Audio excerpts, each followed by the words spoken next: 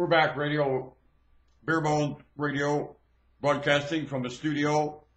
You can't see my face because this is radio on YouTube. Norman with Sex Spalding and Skeleton Nation. I know this is conceptual, and here he is. Do you think you could cross the path of Christ?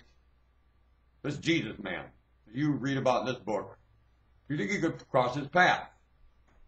A lot of people couldn't. They got themselves chewed up by it. Now, a lot of people had a wonderful time crossing this path because they were honest with themselves and in a state of realizing that they had their heads shoved where the sun don't shine. Got along fine with Christ. Well, the people who thought they were so smart, they didn't, and they were very smart and informed and certified and official. Well, the officials I don't think were as bad as the certified and informed with rumor and gossip, or especially about what they thought had to happen. You can look at what has to happen, and then you can look at what people think they want it to happen. So they have some position in it. And what they want to happen, they got a little story that they tell, and they got a position in that story, and that's what they want to happen, and they keep claiming that's what will happen. Well, it ain't. And this Jesus is the truth, and the truth is an accurate, inclusive hindsight of things. Are you witness living in patterns, very, very extensive, to where you realize on the ends of each pattern what has happened and what has to happen. You wouldn't know your pimple from a hole in the ground. It's mostly conceptually, you put together the evidence the best you can, only this much you know, that the story of the beginning and end is way past your conceptual ability, let alone information. You couldn't even conceive the information of it.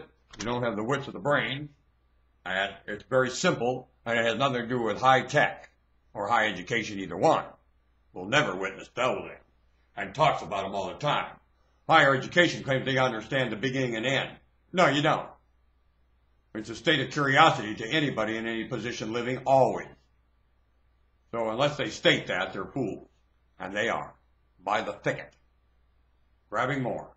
The truth knows that. If you face Christ, that would be very evident in about an instant heartbeat. Want to bet? You think you could face that? Do you? Bragging on how much you know? Bragging on how your nose has figured things out and you look like Pinocchio lying to yourself. Or your nose has been wrapped all around the world many times and is stuck around your neck and you're hanging there like someone in a noose on a gallows and are too dumb to know it. And Christ will come along and kick that bucket out from underneath you you're standing on and you look like an old British hanging worldwide. Because everyone all over this planet is standing around there like that, their Pinocchio nose wrapped around their neck, hanging there in the gallows with some hangman walking up and going to kick all the buckets at the same time. Want to bet? You can thank Britain for that one. Yep. European tradition, ancient history tradition, and not backing up past ancient history tradition to a life and a living long before ancient tradition had a bit to say about anything. And you migrated meander in your state of curiosity, and your own accurate information is yelling that at you right now. In the mouth of this idiot, Norman Woodstock Spalding. Do you understand me? Let your face hit the floor of what a fool you are, yea, George Bush. Sure made mine hit the floor when he said that to me. Exactly what I just said to you, Mr. Bush said to me, with about one sentence. And it caused me to make my face hit the floor and apologize to my maker for being such a fool. And I always beg Mr. Bush, and I don't have the brain for his forgiveness, I just will always apologize to him for being so stupid that I could have any kind of disdain or derogatory feeling or thought about him ever in my life, both of them. Thank you very much for living. Your faces belong on Rushmore. Pop and kid. With those words underneath it. Pop and kid. They love the United States. That's the caption underneath it. Pop and kid. They love the United States.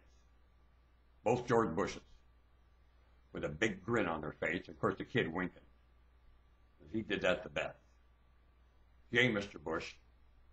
The look on your face when they threw that shoe is so delightful. You remind me of one of the kids, the Little Rascals. And what else are you? Especially as President of the United States. How they make a fool of those shoes. Everyone all across the planet. With their absence of consideration for anything in living. And their phobia and their dementia pouncing around like they're some kind of a praying mantis in a grasshopper field. They're idiots. Yay, both Mr. Bushes. Yay, United States. You made the United States look very good to me. Thank you very much. Both of you did. Norman Woodstock.